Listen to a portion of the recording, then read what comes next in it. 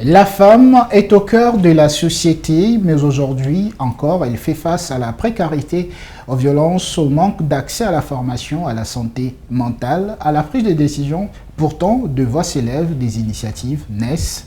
Des femmes se transforment. Ce soir, dans Politis, nous mettons la lumière sur la fondation Femmes Sublimées, un mouvement qui parle de la transformation intérieure, de leadership féminin et d'autonomisation. Ensemble, nous allons interroger les réalités, comprendre les actions, analyser les enjeux sociétaux liés à la condition féminine. En République démocratique du Congo, nous recevons la présidente de cette association, Victor Kabongo, qui est déjà sur ce plateau avec nous. Bonjour. Bonjour. Merci beaucoup. Merci. Prenez place. Très content de vous recevoir sur notre plateau de Politis. Vos impressions? Déjà, je tiens à remercier Bravo Télévision de nous avoir reçus et surtout à Politis. C'est un plaisir d'être sur votre plateau aujourd'hui. J'avoue que j'aime beaucoup le cadre et surtout que je suis accompagnée de mon équipe. Ça me rassure énormément. Ça vous rassure énormément. On va parler de votre identité, mission de la Fondation. Déjà, d'emblée, la première question, c'était quoi la motivation première qui a fait en sorte que vous puissiez commencer la Fondation Femmes Sublimées? D'accord. Avant de commencer, j'aimerais apporter une petite modification. Allez-y. Mon prénom, c'est Victoire Kabongo. Je vous ai entendu dire Victor. Ah, Victoire. Donc je suis quand même Kabongo. très sensible par rapport à ça. Très sensible avec Oui. votre nom. D'accord, allez-y. Alors, par rapport à la fondation, l'idée m'est venue, ça va faire déjà près de 3 ans que l'idée est venue, mais la fondation elle existe depuis près de 2 ans. Je venais à peine d'obtenir mon diplôme d'État, alors j'ai fait la transition de école à l'université, ce qui a fait en sorte que j'ai découvert un nouveau monde, beaucoup d'autres choses, et je tenais à vraiment chercher ma voie sur le plan professionnel parce que je me suis toujours dit qu'il fallait commencer jeune pour réussir. Alors, j'avais commencé dans la vente en ligne, je vendais des vêtements, accessoires, tout ça. Mais après, c'était pas mon appel, c'était vraiment pas ce dans quoi Dieu me voyait, parce que je suis chrétienne. Alors, j'ai décidé de ressasser mon passé pour me dire qu'est-ce que je dois faire réellement de mon futur. C'est à ce moment-là que j'ai compris que déjà à l'école, je faisais des conférences. Ma première conférence était en 5e secondaire. Ensuite, j'avais des postes comme ministre de la Communication, député du Parlement des élèves, et j'en passe. Alors, je me suis dit que je vais continuer à faire ce que j'aime, prendre la parole. Et lorsque tu prends la parole en public, il faut avoir un message. Et celui que je voulais prôner, c'était dire à la femme que la femme peut oser, la femme peut diriger, la femme a beaucoup de potentiel. Et c'est là qu'est née la Fondation. Avec plus de temps, plus de maturité, on a pu arriver jusqu'à 2 ans d'existence. Pourquoi les concepts Femmes Sublimées? Alors, femme sublimée, déjà, la sublimation dans l'une de ses définitions, cela veut dire la transformation ou l'amélioration de sa psychologie. Alors, lorsque j'ai donné ce nom à la fondation, je voyais une fondation qui regrouperait des femmes avec une mentalité améliorée, une psychologie transformée. Voilà. Alors, dans ça, qui vous a accompagné plus dans la concrétisation de la vision que vous avez? Alors, à 70%, mon courage, ma résilience, ma détermination, ça a vraiment été les piliers qui m'ont accompagnée. Alors, à 30%, j'ai eu le soutien de mes parents, de mes collaboratrices, de ma famille, de mes proches aussi. Parce que j'avoue que quand je me suis lancée, je n'en ai pas parlé à beaucoup de personnes. J'ai pas dit « Ah voilà, je compte lancer une fondation ». Je me suis lancée et tout le monde était quand même surpris de voir que j'ai mis en place toute une structure qui existait. Donc voilà. Déjà on peut dire que ça a été une vision personnelle ou ça a été une vision partagée? Ça a été une vision personnelle que j'ai mis en place. Avec le temps, il a fallu en discuter avec des gens plus expérimentés, des aînés, qui, par leurs conseils, j'ai pu beaucoup plus faire grandir la vision ensemble avec mes collaboratrices et on avance jusqu'à aujourd'hui. Aujourd'hui, parlez-nous un peu de votre coordination, comment elle est organisée? Alors, déjà, je tiens à informer au public et à vous aussi que la Fondation existe dans 5 provinces actuellement. Dans 5 provinces? Exactement. Oui.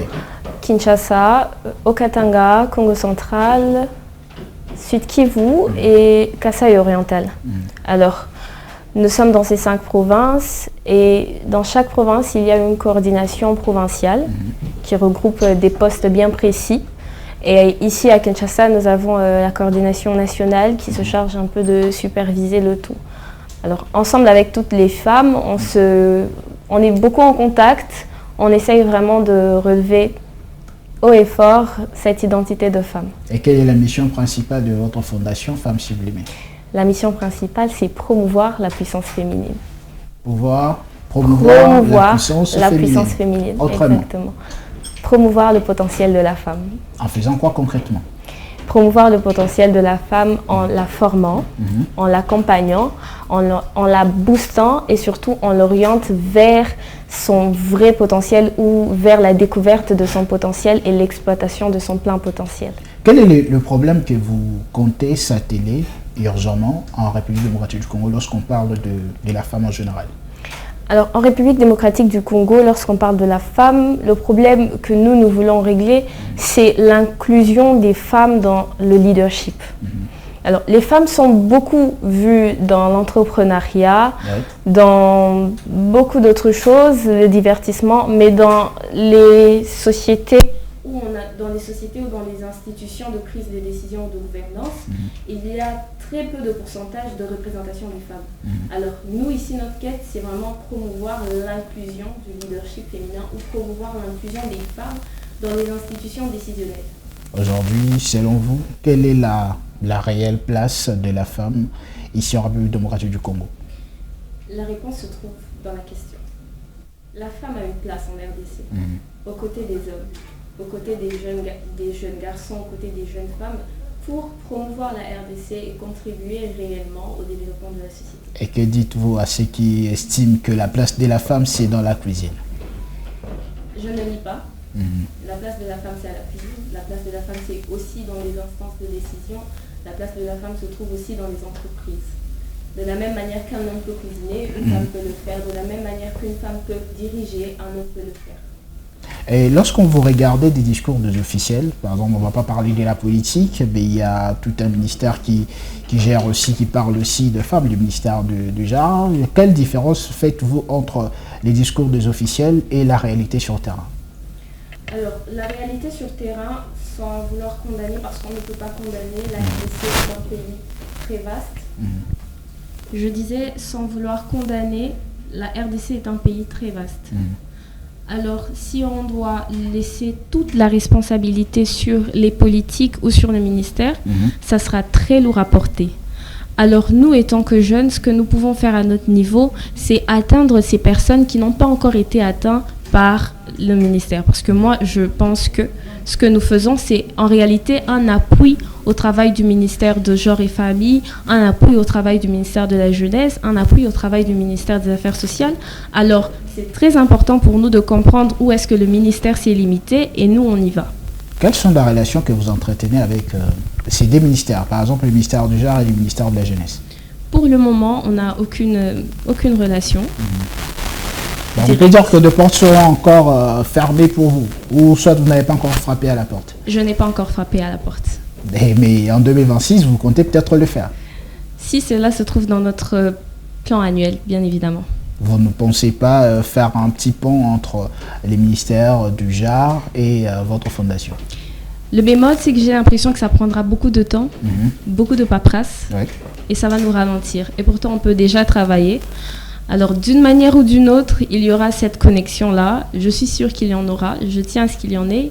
Ça se fera de manière très naturelle, de manière très fluide, mais pour le moment, on se concentre sur ce que nous faisons en tant que fondation. Alors, dans ce que vous faites aussi la transformation psychologique et développement. En quoi la transformation psychologique des femmes peut-elle contribuer à l'avancement ou à la société congolaise? La société congolaise a besoin de femmes mentalement stables, des femmes psychologiquement équipées. Voilà pourquoi il est important pour nous de travailler sur la psychologie de la femme, de la rendre un peu plus forte mentalement pour qu'elle puisse faire face à tous les défis de la société, mais aussi qu'elle contribue à l'évolution de cette société. Et comment cette formation s'est fait? Vous avez des ateliers de formation ou ce n'est pas encore les cas où ça s'est déjà passé dans les différentes provinces? Alors, il y a des ateliers de formation, bien évidemment, parce que nous tenons à dire à la femme que la santé mentale est importante, que l'état psychologique est importante, parce que ça a l'air d'être un discours beaucoup plus prôné par les Occidentaux. Et pour nous, ici en Afrique, en RDC, on a l'impression que c'est un beau discours sorti de film. Mais nous, ce qu'on dit aux femmes, c'est que la santé mentale est très importante pour pouvoir émerger, pour pouvoir diriger. Il faut avoir les nerfs solides et il faut guérir de ces traumas psychiques. Pensez-vous qu'on peut réellement développer la République démocratique du Congo sans pour autant penser à transformer d'abord l'humain? Sans pour autant penser à la transformation de l'être humain. La transformation, c'est tout un processus. Ça prendra du temps. Et la transformation de la RDC commence d'abord par la transformation mentale de ceux qui vivent sur la terre de la RDC. Voilà pourquoi il est important d'abord que nous, en tant que Congolais, en tant que Congolaises, qu'on comprenne l'urgence qui existe dans le changement de mentalité, afin qu'on arrive, bien évidemment, à porter haut et fort notre pays et surtout à développer toutes les infrastructures et toutes les organisations de ce pays. Quelles sont les difficultés que vous rencontrez le plus sur terrain? Alors, l'une des plus grandes difficultés sur terrain, c'est que on se rend compte que les personnes qu'on vise ont souvent besoin de beaucoup plus. Je vous donne un exemple. On va dans un orphelinat, on emmène des biens matériels à manger. Mais quand on arrive sur place, vous verrez que certaines de ces jeunes filles vous demandent de leur apporter des vêtements. En tant que femmes, elles ont besoin de certains vêtements. Alors, on se rend compte qu'elles ont besoin d'un peu plus. Vous allez constater qu'il y a certains enfants très renfermés. Pendant que les autres jouent, certains ont l'air en colère de voir votre présence. C'est un problème. On doit savoir sur le plan psychologique qu'est-ce que cet enfant se dit. Il a 3-4 ans. Alors pourquoi il réagit comme ça? Ce n'est pas normal. Ces filles-là, ces enfants-là ont besoin d'une rééducation complète. Ils ont besoin d'un accompagnement très suivi. C'est-à-dire qu'on ne pourra pas apporter un changement dans leur vie en 24 heures. C'est impossible. On ne pourra pas apporter un changement dans leur vie en leur apportant de la nourriture. Il faut faire un suivi concret et surtout les rééduquer, les accompagner. Voilà. Et comment vous faites pour ne pas se décourager vis-à-vis de réalités que vous rencontrez sur terrain? Comme je le dis souvent, lorsqu'on connaît l'objectif, lorsqu'on regarde notre objectif, on sait qu'à aucun moment on a le droit de baisser les bras. L'objectif ici, c'est contribuer réellement au développement de la RDC. Et comme l'objectif, c'est contribuer au développement de la RDC, on va passer par la femme. On va travailler on va travailler avec les femmes pour leur évolution. Alors, on a toutes ces femmes-là qui ont foi en nous. Nous, on n'a pas le droit de baisser les bras. Et vous êtes déjà arrivé de douter par moment de ce qui se passe en République démocratique du Congo? Peut-être vous n'êtes pas suffisamment encouragé par les institutions de la place. Non, je m'y attendais. Je m'y attendais. Je pense qu'on s'y attend tous à un moment donné. Nous sommes en RDC. On s'y attend tous à un moment donné. Alors, je m'y attendais. Surtout que je n'ai pas basé mon espoir, ma force sur les dons de l'extérieur ou encore des institutions politiques et j'en passe. Mais je le dis toujours, notre force, c'est d'abord nous-mêmes. Qu'est-ce que nous-mêmes, nous sommes capables de faire avant d'espérer recevoir de l'extérieur. Alors, le découragement, à cause de ça, non. On va parler de la santé mentale des femmes en République démocratique du Congo. Alors, vous le savez très bien que la santé mentale est souvent négligée dans notre pays. Comment votre fondation compte l'aborder concrètement sur le terrain? Je pense que je l'ai dit précédemment, c'est qu'au sein de la Fondation Femmes Sublimées, ce que nous faisons, c'est dire aux jeunes en général que la santé mentale est importante et qu'elle existe. Et que pour évoluer, peu importe le domaine de ta vie, il faudrait que sur le plan mental, que tu sois stable et que tu sois psychologiquement prêt et armé. Alors, il y a des ateliers où on accompagne chacune de ces personnes. Alors, c'est un domaine très complexe, vraiment approprié aux psychologues. Je pense que c'est une psychologue qui peut vous en dire plus. Parce que même lorsqu'on a des cas où on remarque que sur le plan mental, ça ne va pas, on les recommande vers quelqu'un de plus compétent. Est-ce qu'il y a des résistances des fois? Oui, beaucoup. Et comment vous faites face vis-à-vis de ça? Alors, ce que nous faisons, c'est prêcher la bonne nouvelle. Comme à l'église. Oui, comme à l'église. Alors, libre à vous d'accepter cette bonne nouvelle. On va insister, on va utiliser toutes les méthodes possibles, tout en espérant toucher les cœurs pour que ce cœur-là s'approche de nous, afin qu'on essaye d'aider cette personne et de contribuer réellement à sa guérison psychique. Merci beaucoup. Vous êtes en train de regarder votre émission politique sur Bravo Télévision. Je rappelle que nous avons l'honneur de recevoir sur ce plateau la Fondation Femmes Sublimées. On est en train de parler de la transformation, de l'autonomisation de la femme. Vous allez comprendre. Restez toujours avec nous sur Bravo Télévision. Je rappelle aussi que vous allez vous sentir à l'aise dans ces plateaux. Si vous avez des choses peut-être à ajouter à votre présidente, vous pouvez solliciter la parole. On va vous l'accorder. Tout à l'heure, là, on va changer de chapitre carrément. On va parler de l'autonomisation de la femme et le leadership au féminin. Alors, vos actions visent-elles uniquement l'assistance sociale ou bien également dans la formation de futurs leaders de la République démocratique du Congo? Alors, nous exerçons sur ces deux volets-là, assistance sociale, en faisant des dons vers ces personnes qui sont démunies, en faisant un accompagnement et j'en passe. Et sur le plan des futurs leaders, on s'assure à ce que ces futurs leaders se découvrent d'abord en tant que leaders, qu'elles soient formées, qu'elles soient dans un cadre où elles peuvent éclore, exercer et surtout accélérer le processus. Donc, on exerce sur ces deux volets-là. Comment se fait la sélection de toutes ces femmes-là? Alors, nous sommes là pour les femmes. Le choix des femmes cibles varie selon les activités et les programmes.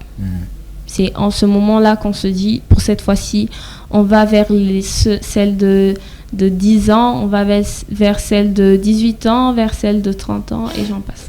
C'est vous qui allez vers eux, soit et qui viennent vers vous? Je pense que c'est une relation très réciproque. On organise un événement, on les invite, elles viennent, elles participent. Donc c'est une relation très réciproque. Et depuis le début de la fondation jusqu'à aujourd'hui, quelle cote sur 10 vous pouvez déjà vous attribuer vous-même? Ok, nous existons depuis 2 ans. En termes de cote, disons sur 10. 30, oui, sur 10. 30, on s'accorde 30 sur 10. C'est le minimum. C'est le minimum. 30 sur 10, le minimum. Alors, avez-vous déjà des exemples concrets des femmes que vous avez eu déjà à former dans l'autonomisation de la femme, par exemple? Oui, je suis là. Je suis un exemple concret de ce que la Fondation a pu faire. La Fondation m'a permis de découvrir et exploiter vraiment mon potentiel, de grandir aussi sur le plan psychologique. Je supporte beaucoup plus les gens, beaucoup plus les situations.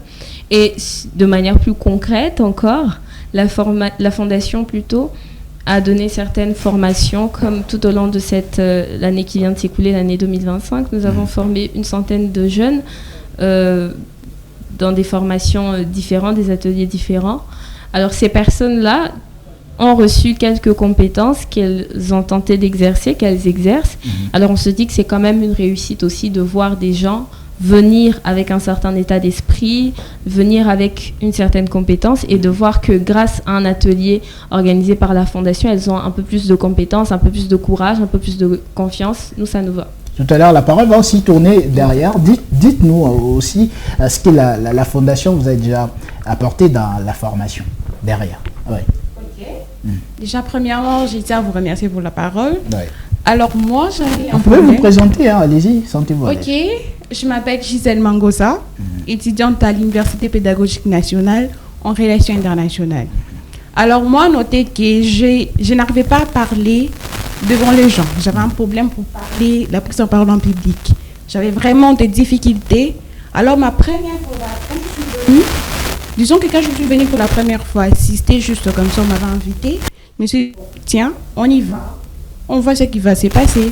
Et c'est là que j'ai découvert un peu le jeune fille qui pouvait parler en public. J'avais envie de parler.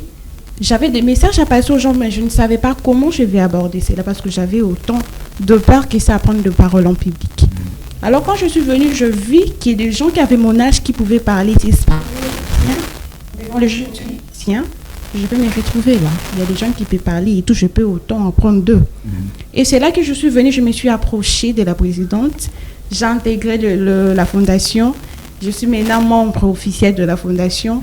J'ai beaucoup appris parce que cela m'a appris beaucoup de choses. Maintenant, je peux parler. J'ai aussi assisté à la dernière formation qu'on a eue dans la fondation. J'ai assisté à une formation qui m'a beaucoup appris, surtout sur la leadership féminine. Alors, c'est ça. Alors, le mic va aussi tourner. Est-ce qu'il y a encore une autre réaction derrière? Oui. Merci. Moi, c'est Prestia Kizobo, étudiante à l'université Révérend Kim. Moi, avant d'intégrer la fondation, j'avais du mal vraiment à me retrouver. J'avais du mal à trouver ma voie, quoi faire. J'avais vraiment tellement de lacunes. Et puis, vous aussi, c'est par rapport à la prise de parole en public? Non, même pas. J'avais du mal à retrouver ma voie. Je ne savais pas quoi faire. Ah, ok, ça va, on comprend. Ouais, je ne savais pas quoi faire. Et puis, du coup, j'ai vu la fondation. Je m'étais adhérée seulement dans les groupes uniquement. Je suivais seulement les interventions de Madame Vicky. Et juste après, je me suis dit, pourquoi ne pas intégrer officiellement la fondation? Comme ça, je pourrais retrouver ma voie. Et après avoir intégré la fondation, j'ai vite compris que non, je suis maintenant dans la bonne voie. Je suis dans la bonne voie. Je retrouve vraiment ce qu'il fallait, ce que je cherchais depuis. Je me suis retrouvée vraiment. Merci beaucoup, présidente. Après ces témoignages, ça vous fait quoi d'entendre tout ça? Je suis émue. Ça fait énormément plaisir. Oui. Parce que si on n'a pas ce type de retour, ça ne sert à rien de continuer. Alors tant qu'il y a des retours comme ça, c'est encourageant, ça nous donne quand même la force de continuer et c'est un plaisir. Alors, au-delà des exemples qui venaient d'être relevés sur ces plateaux, on a parlé aussi comment garantissez-vous l'équité dans votre fondation? L'équité entre femmes? Entre femmes, oui, exactement. L'équité entre femmes, elle existe. Mais moi, je vais plus sur le principe de la méritocratie. J'ai bien prononcé. Sur le principe de la méritocratie. Parce que je pense que pour obtenir quelque chose, pour bénéficier de quelque chose, que ce soit dans la société, dans la fondation ou ailleurs, il faudrait la mériter. Donc c'est vraiment sur ce plan-là que moi je fonce. On va parler maintenant de l'impact et défis de votre fondation Femmes Sublimées. Quels résultats concrets avez-vous déjà obtenus depuis la création de votre fondation? Je pense que je l'ai déjà dit. J'ai donné un chiffre, j'ai dit qu'on a je vais reprendre. Oui. Sur le plan impact, c'est qu'on a quitté Kinshasa vers 4 autres provinces. Et que pour la ville de Kinshasa, pour l'année 2025, nous avons formé 100 de jeunes. Ensuite, nous avons aussi formé, ou je dirais édifié, dans une 20aine d'écoles, ici à Kinshasa, sur les aspects sociaux et sur le civisme numérique. Nous avons aussi posé des actes de charité, je pense 2 ou 3 fois. Donc voilà un peu. Ensuite, de ce qui concerne les femmes qui approchent la fondation, c'est qu'il y a une transformation qui est en train de se faire, pour ne pas dire que cette transformation est finie, il y a une transformation qui est en train de se faire sur le plan mental, sur le plan de l'autonomisation, ainsi de suite. Quel résultat vous rend plus fier dans tout ce que vous venez d'évoquer? Ah, quel résultat me rend plus fier? Je dirais...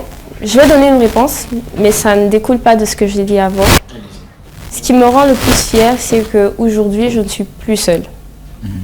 Au départ, c'était très compliqué d'avoir une équipe, mais aujourd'hui, je ne suis pas seule, je ne suis plus seule. Je peux dormir quand même en paix. Je me dis qu'il y a quelqu'un qui va faire à ma place, il y a quelqu'un qui va faire ceci, cela. Donc c'est, je pense, ma plus grande fierté. Avez-vous de difficultés en termes de financement, par exemple? Oui, extrêmement. Et un message peut-être assez là qui va peut-être vous soutenir dans tout ce que vous avez comme vision pour la femme congolaise. Ok. Alors moi, je suis ouverte, la Fondation est ouverte à recevoir tout type d'aide, tant que ça contribue à son évolution, mais aussi à l'autonomisation des femmes, je suis pour.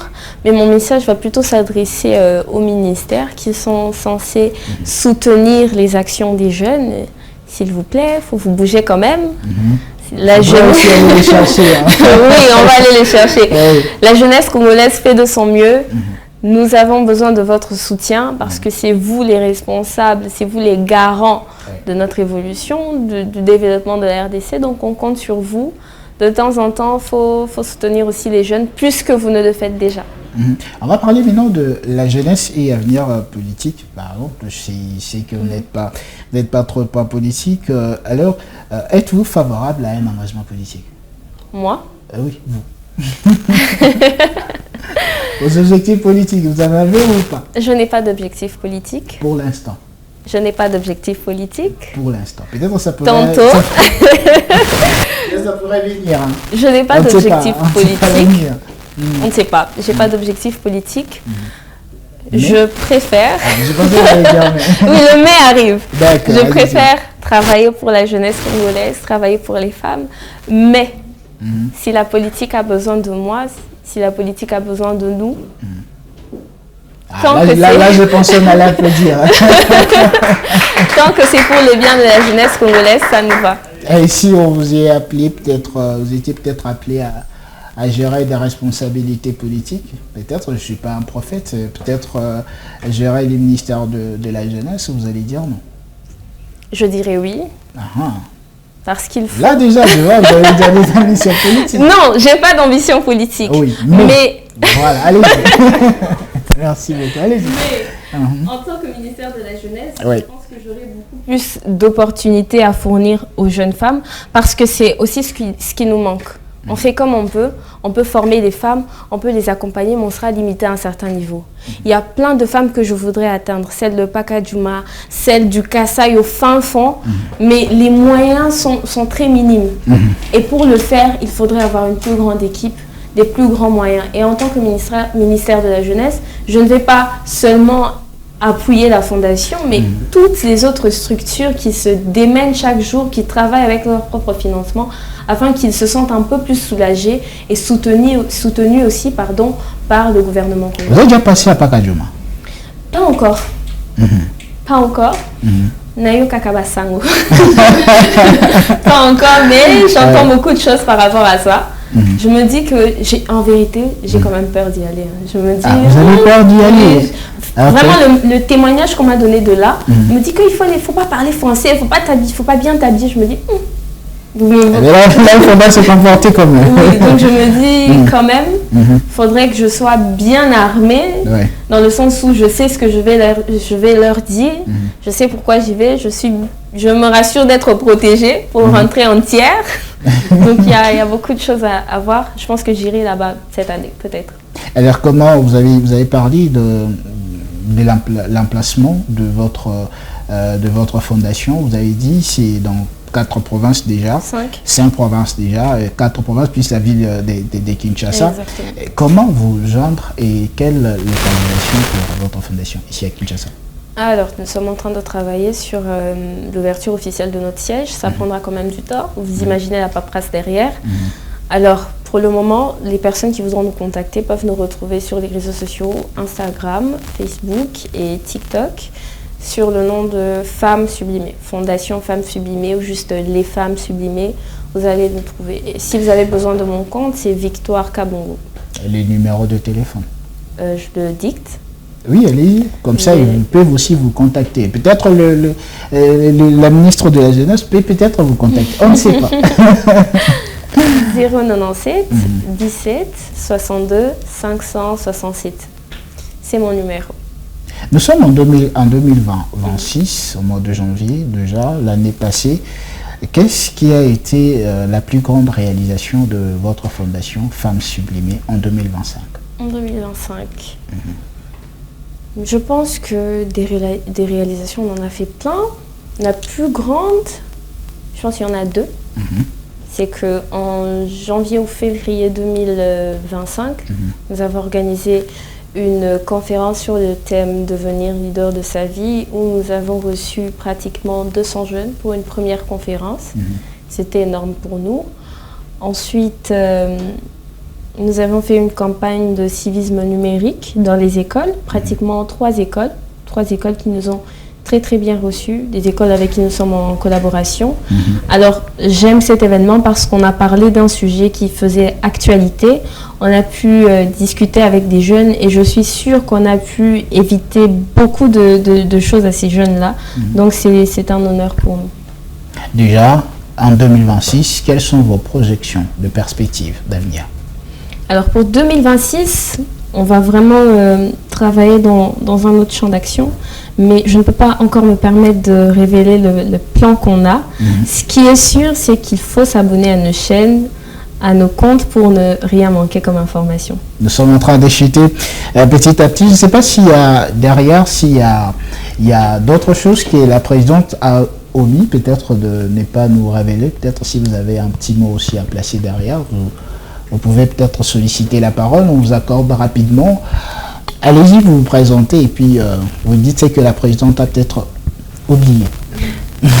Voilà, je me présente, je suis Raphaëla Kassongo, étudiante en droit. Moi, je voudrais juste ajouter quelque chose. Allez-y. Vous avez posé la question sur la psychologie de la femme dans la société. La présidente a dit que l'état, la santé mentale est très importante. Et moi, je dis qu'elle est aussi très importante parce que la femme, elle porte une vie. Alors, si son état psychologique n'est pas en bon état, elle les transmet à cette vie-là qu'elle porte. Et quand cette vie-là va naître, elle fera des choses que je dirais qui seront contre le mœurs, au fait. Oui, par exemple, je donne l'exemple d'une femme qui est enceinte. Elle est tout le temps bagarreuse. Et quand elle va accoucher un enfant, que ce soit une fille, que ce soit un garçon, il va toujours aimer ses tâches. Donc la psychologie, la santé mentale de la femme est vraiment très très importante. C'était ça que je voulais ajouter. Merci. Merci beaucoup, Madame la Présidente.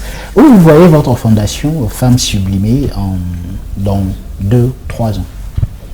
D'accord. Donc, 2-3 ans, je vois la Fondation Femmes Sublimées dans toutes les 26 provinces de la République démocratique du Congo, avec des sièges implantés et des écoles ouvertes pour les jeunes femmes, des écoles de rééducation pour les jeunes femmes, où on va cibler un peu tous les cas sociaux qu'on va rencontrer.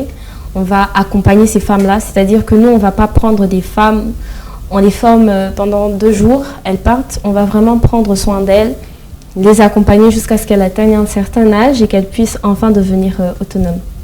Mais là, vous avez le temps de vous poser vous-même une question auquel moi je n'ai pas eu le temps à vous poser. Allez-y. C'est quoi la question? Une question. Allez-y. Waouh. C'est la partie aussi de l'émission. Ok. Est-ce que le public peut me poser une question? Je sais pas. Malheureusement, il n'y a que moi qui pose des questions. Vous allez comprendre que nous sommes arrivés pratiquement à la fin de notre émission. Nous avons eu le plaisir de recevoir la Fondation Femmes Sublimées et qu'on a parlé de perspectives d'avenir, on a parlé de l'autonomisation des femmes, on a parlé de financement aussi. Ils ont fait un appel au gouvernement parce qu'ils ont besoin aussi de l'accompagnement des autorités politiques pour pouvoir implémenter aussi la vision qu'ils ont. On a parlé de tous ces sujets ici sur ce plateau. Je ne sais pas, derrière, il y a un petit mot derrière. Une petite réaction. Merci pour la parole. Moi, je me présente, je suis Hélène Mobenecha, étudiante en gestion. S'il faut ajouter quelque chose par rapport à tout ce qu'on vient de dire ici, d'abord par rapport à la femme et à ce que la femme apporte dans la société, on a parlé ici de la santé mentale. Vraiment, c'est vraiment le sujet dans lequel on doit vraiment marteler par rapport aux femmes. On n'en parle pas trop ici, en RDC, la santé mentale. Et par rapport à cela, toutes les femmes doivent savoir qu'ils doivent vraiment protéger leur santé mentale. Parce que quand elle vient de dire ici, ma collègue Raphaëla, quand une personne ou une femme ne prend pas soin de sa santé mentale, ça affecte ses enfants Et ça peut affecter même plusieurs générations après elle, quand elle ne prend pas soin d'elle ou de sa santé mentale. C'est un peu ça ce que je pourrais. Merci beaucoup. Votre dernier mot avant de nous séparer. Mon dernier mot, c'est que je fais appel à toutes les femmes de la Regardez République. votre caméra qui est juste en D'accord. face de vous. Ah Allez-y. là là. Mon dernier mot est que je fais appel à toutes les femmes de la République démocratique du Congo. Peu importe la province dans laquelle vous êtes, même si vous n'avez pas entendu le nom de votre province, je fais appel à vous. Votre participation et votre inclusion dans la fondation est très nécessaire, très importante. Je vous invite, rejoignez-nous et ensemble nous allons promouvoir la puissance féminine dans tout le territoire national. Merci beaucoup à la Fondation Femmes Ciblibé d'être passée sur ces plateaux des Politis. Mesdames et messieurs, votre émission est complètement terminée. Si Jésus ne revient pas, on va se retrouver la semaine prochaine avec un autre invité et d'autres questions de la République démocratique du Congo. Allez, bye bye.